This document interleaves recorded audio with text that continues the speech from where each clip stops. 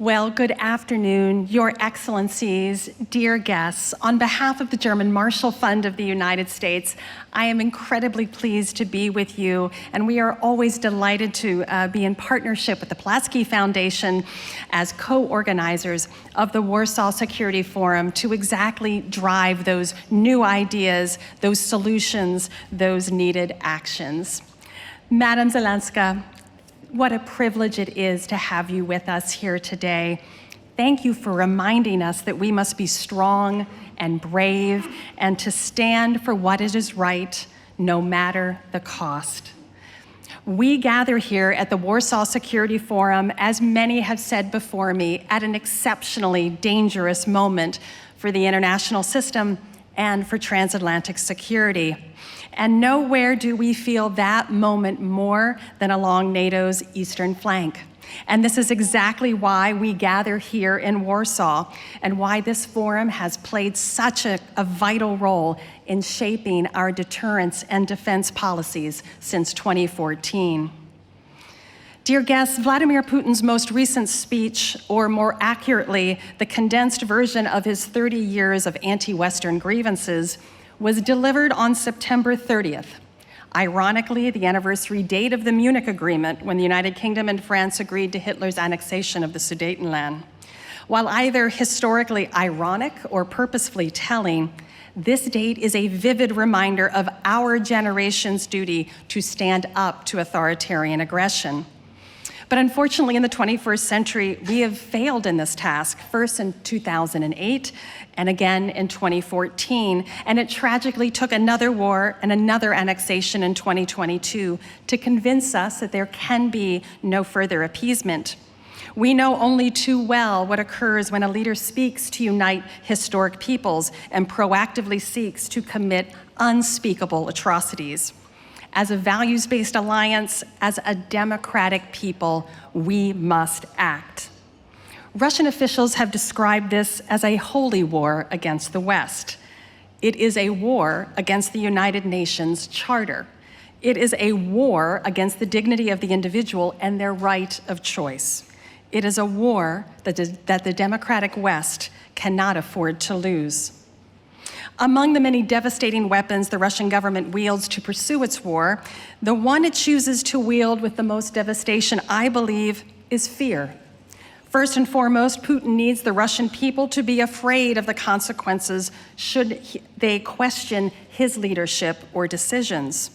And the Kremlin wants the United States and Europe to be very afraid of Russia's potential use of nuclear weapons so that they will agree with his vision of a great historic Russia. And Putin wants the Ukrainian people to be afraid of what he has and will continue to do should they not subjugate themselves to Russian influence and rule. But the Ukrainian people are not afraid. And thank you, Madam Zelenska, for reminding of us that. And we must not be afraid. We too must cross the line of fear, as my colleague has said. We must be brave and remain united and confident in our strength despite threats to use unspeakable weapons of mass destruction. We must be confident in the democratic promise that there will be a better tomorrow, no matter how dark today may be. It was 75 years ago, in 1947, a US Secretary of State, in a very short speech, described what a more hopeful tomorrow there would be for Europe during a very dark moment. And that was the Marshall Plan. It delivered hope to millions of Europeans. 4 years after that announcement, the 16 recipient countries had already surpassed pre-war economic growth, and Europe had begun to integrate. As president of an organization that is the living memorial to the Marshall Plan, I know we must deliver that same promise of hope to Ukraine and that we will help rebuild their country with our support. We need a modern Marshall Plan for Ukraine. In 1949, 12 countries signed the Washington Treaty that created the North Atlantic Treaty Organization to, quote, reaffirm their faith in the purposes and principles of the Charter of the United Nations and to safeguard the freedom, common heritage, and civilization of their peoples, founded on the principles of democracy, individual liberty, and the rule of law. This is the faith that we must keep in response to an unholy war. 30 years ago, the United States kept the faith with the so-called captive nations. We kept the faith with our NATO allies to see the Berlin Wall fall and German unity that we celebrated yesterday. And for our Central European allies and partners, this is also the faith that we have kept and will continue to keep. And for our Ukrainian friends, this is our promise to you that a better day will lie ahead. For as the Bible commands us, be not afraid. We will not be afraid. We will be successful, and we will rebuild Ukraine. With great thanks and with warmly welcoming, I welcome the chair of the Warsaw Security Forum, Dr. Kasia Pisarska, to the stage. Thank you all very, very much.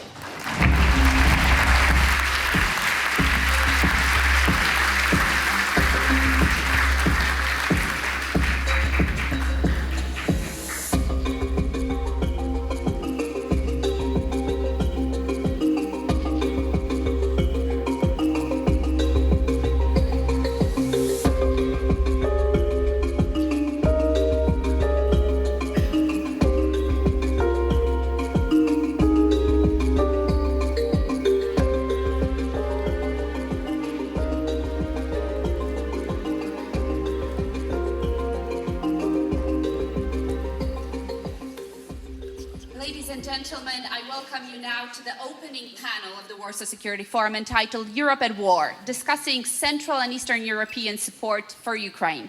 It is my immense pleasure to invite to the scene Prime Minister of Poland, Mateusz Morawiecki. Panie Ministrze.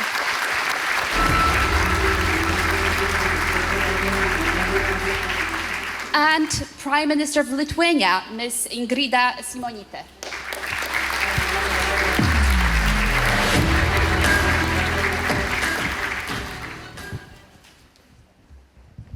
Thank you very much, Prime Ministers, for agreeing to join this panel at this critical time. And let me go straight to the point. When you look at the last 6 months and what has happened since the Russian invasion of Ukraine, what are the key lessons we have learned here in this region, Central and Eastern Europe, about our security? Prime Minister, let's start with Prime Minister of Lithuania. Thanks a lot. I was thinking about this on my flight, and I was thinking, have there been any lessons that we haven't learned before? We always knew that Russia is a real threat. We always knew that Russia doesn't need real pretexts for doing whatever it might think fit. We always knew that, it's, it's our vital interest to have strong transatlantic community and the transatlantic community to really understand what is Russia about. We always knew that it's our geopolitical interest to have Ukraine, Moldova, and other countries of the region within our understanding of things, so to say, within the democratic community. And we always knew that Russia will use whatever, food, energy, anything it can for geopolitical reasons, because it's never about business, it's never about economy, it's always about influence and their way of pushing other countries to play along the Russian will. And we also knew that appeasement will never bring peace. Appeasement might bring some, temporary ceasefire, but never peace. And I think that what we are facing now in the 7th month of the war is, as a matter of fact, just the proof that we've been right along the way. And what we've learned, I think, is that we still need to push more to make some of our partners to understand this. I think quite many people have awakened to the situation because it was so brutal, so sort of, black and white, so simple to understand where you should be standing in this situation. A sense of clarity. It gave a sense of clarity. But still, I think we've learned that when we move too slow. When we do something, it's always too little. Thank you very much. Panie premierze, czego się nauczyliśmy? What did we learn?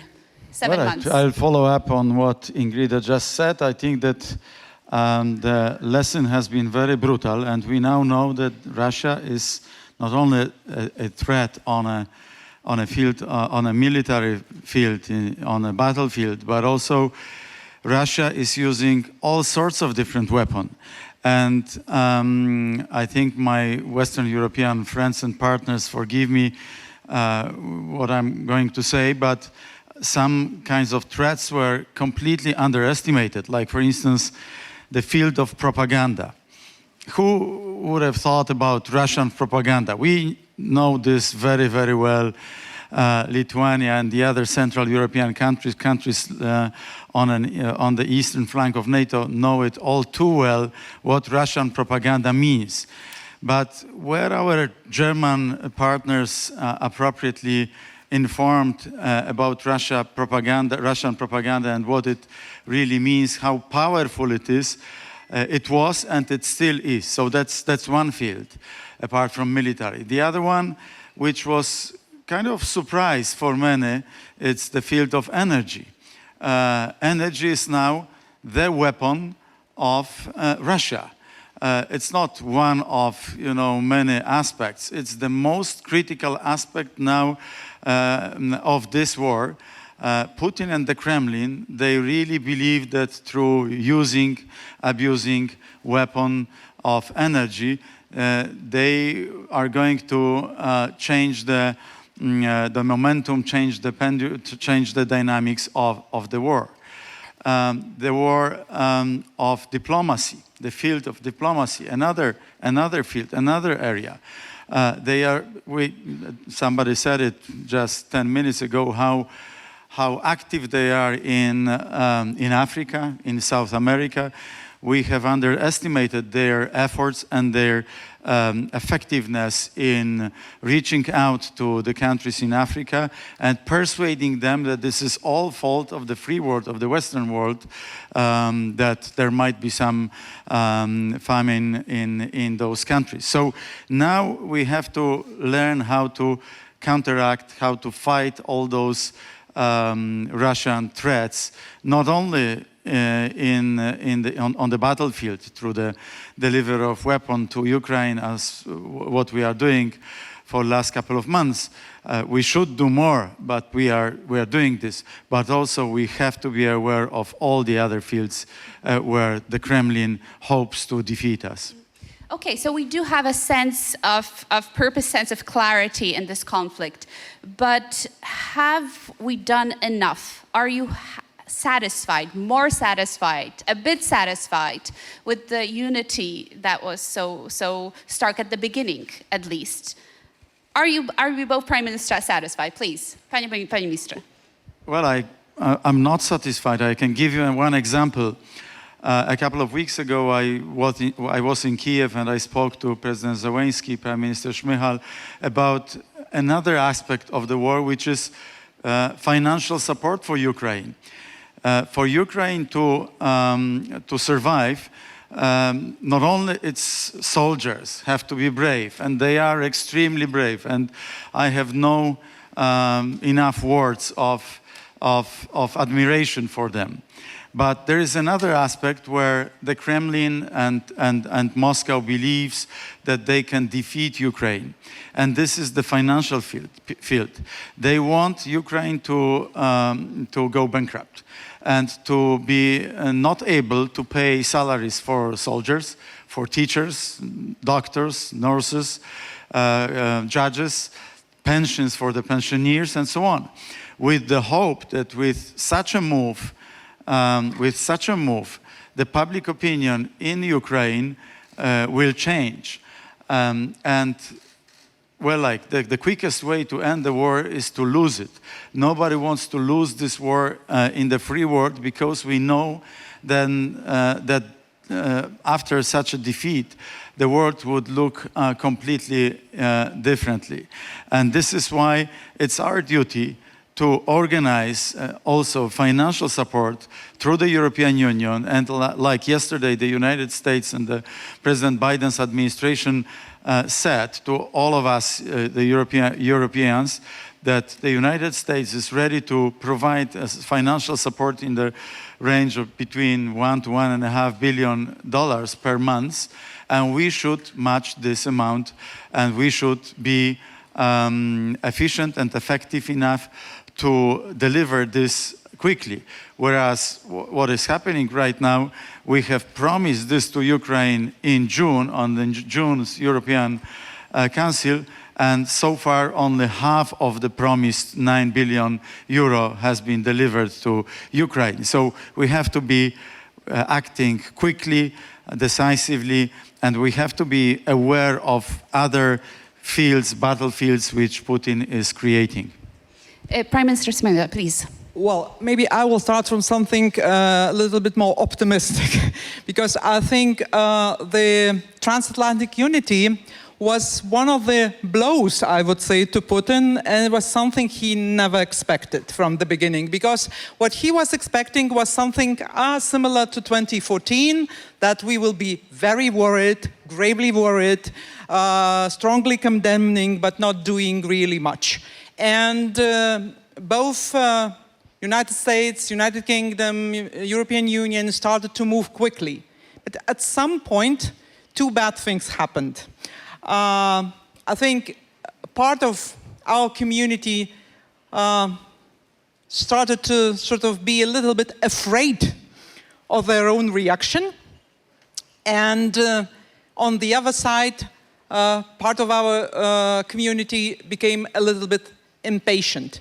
Because, you know, we live in a world where, you know, a story changes a story, and there are new things that happen every day. And at some point, people were saying, oh, it's again this war. Why something else is not happening? I mean, we're bored of this. We want to move further. And even now, when you have this energy crisis the Prime Minister was talking about, there are quite many people who completely disentangle what is happening now on the ground with what happened on 24th of February, and even much before that.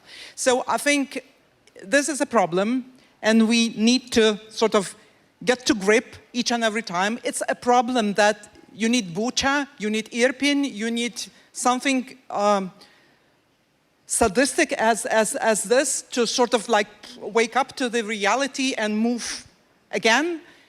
For me, I mean, we were starting to supply weapons to Ukraine even before the invasion. We were one of a couple of countries, and we always thought this is right. So now we see that Ukrainian army is very effective in fight, and actually, the first idea that, you know, 3 days or 3 weeks or something, I mean, this is just incomprehensible at current juncture.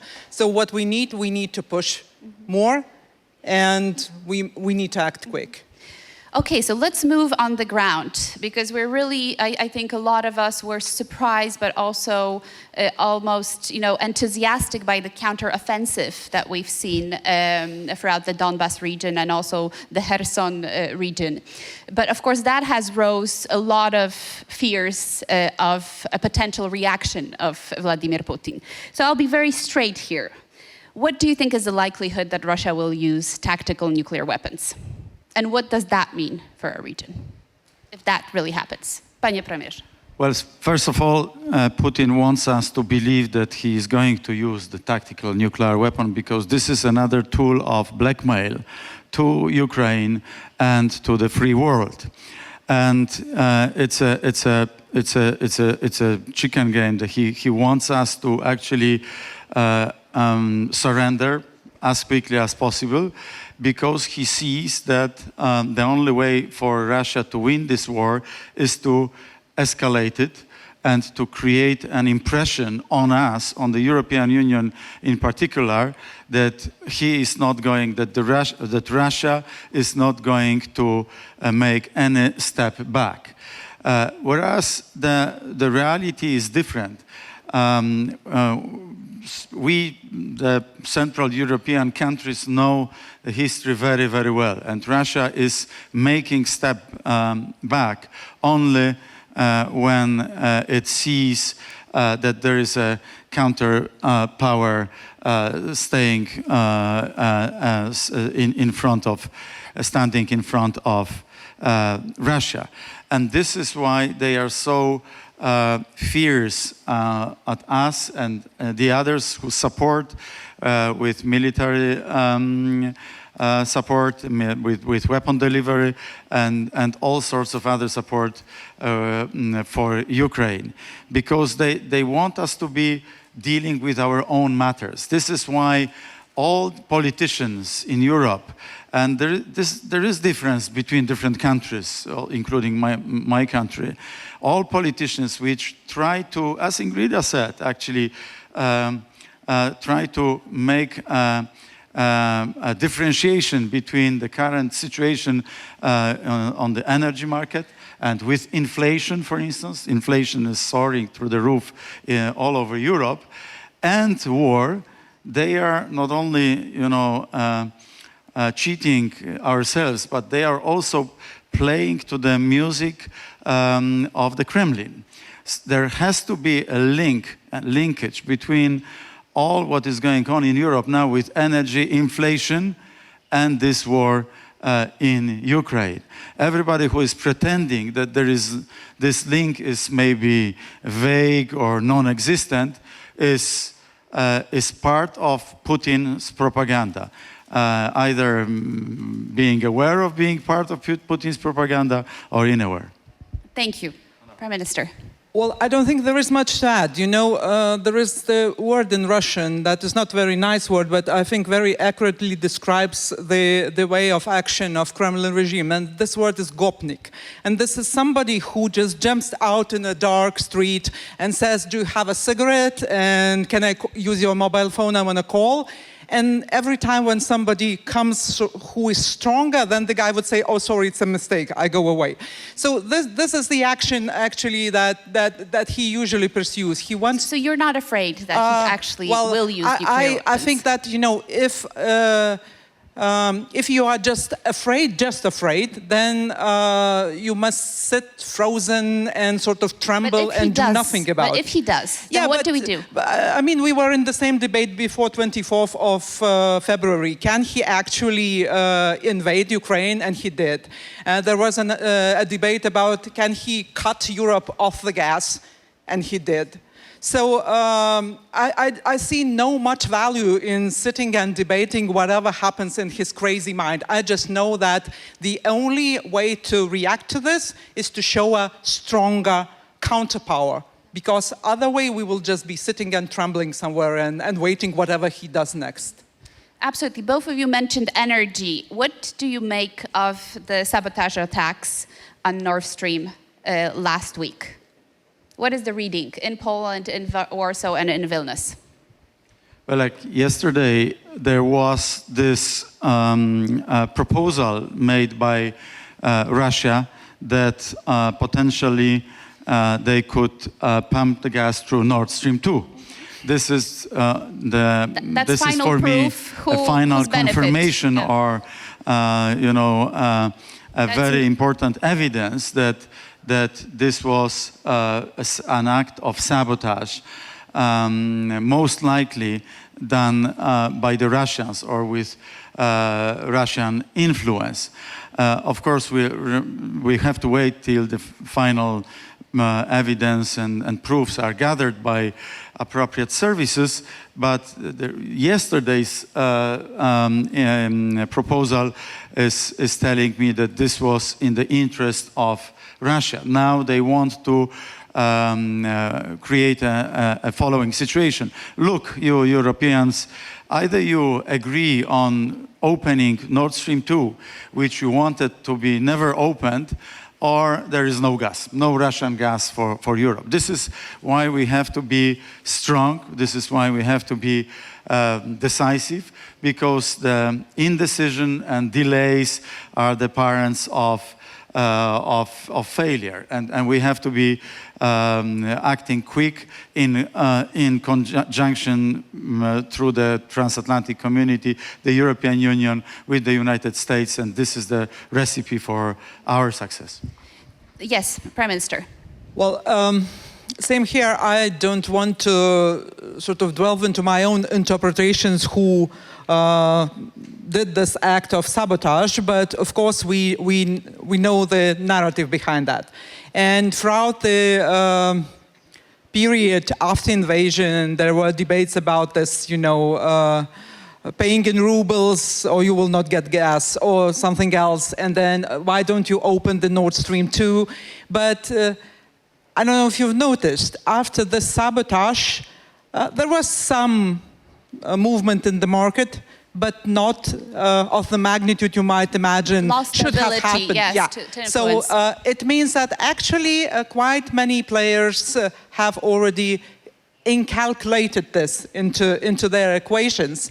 And quite many people know that the stocks in Europe are quite at a high level, and the pattern of supply has changed immensely. And I remember ourselves being in a debate, should we introduce this sanctions on gas? So it looks like Russia on that side have introduced the sanctions on gas itself.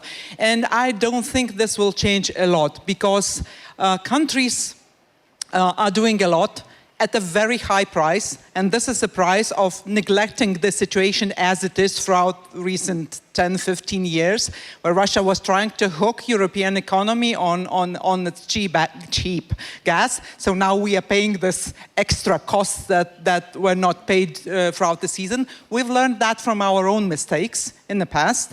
So we've created the alternative supply. We have an LNG terminal that's operational from 2014. And unexpectedly, it became regional, because we also have to share with our neighbors and to sort of help our neighbors to withstand this current situation. But and of course, people cannot change their past, but it's important that we move fast, quickly, because we will never be able to come back to business as usual. And my final question, because we have 1 minute left, would be, what has the war changed in the position of our region, of our countries? Have we proven, do we know, are we able to defend ourselves? Has the center of gravity in terms of military preparation moved here to Central Europe? What have we learned? Let's start with Madam Prime Minister. I don't know if you remember this ultimatum of Putin of December, when he said that NATO is moving closer to Russia. But as a matter of fact, every time NATO did something, it was after Russia did something first. So it's good and bad, of course. The war is bad. What's happening is huge suffering and evil thing. But on the other side, it also has some sobering effects, because the agreements on strengthening of eastern NATO flank actually happened because of this invasion. And I hope now it's our duty to do what's for us, to increase our defense spending, to strengthen our defense capacities, but also for our NATO partners to mean it, to have substantial presence in the eastern flank to actually deter by denial. Thank you. Panie premierze, ostatnie. On top of what Ingrida has just said, I would also add that many people realize that Russia has to change much more deeply than so far after transformation started more than 30 years ago for it to be treated as a normal democratic state. Russia, and not Putin, Russia has recreated the worst demons of 20th century: colonialism, imperialism, nationalism, all which we thought that maybe are now in the dark past. They are now again on the surface, and they are being used by the Kremlin as the as the weapon of propaganda within the Russian society. And unfortunately, this ideology of Russian mir, Ruski mir, as they call it, is a very vibrant ideology in Russia. So it is not very optimistic what I'm saying, but this is for me not a Putin's war, as some would like it to be, in the West in particular. It is a war of Russia and its ideology and its total baggage of history. And we knew it always, but we know it more than ever today that Russia has to change much more deeply for it not to be a threat for its neighbors into the future. Thank you very much, Prime Ministers. I think the conclusion is that it might get much worse before it gets better, but at least we know what we're dealing with, and the unity is also there. Let's give a great round of applause to Prime Minister Morawiecki, Prime Minister Šimonytė.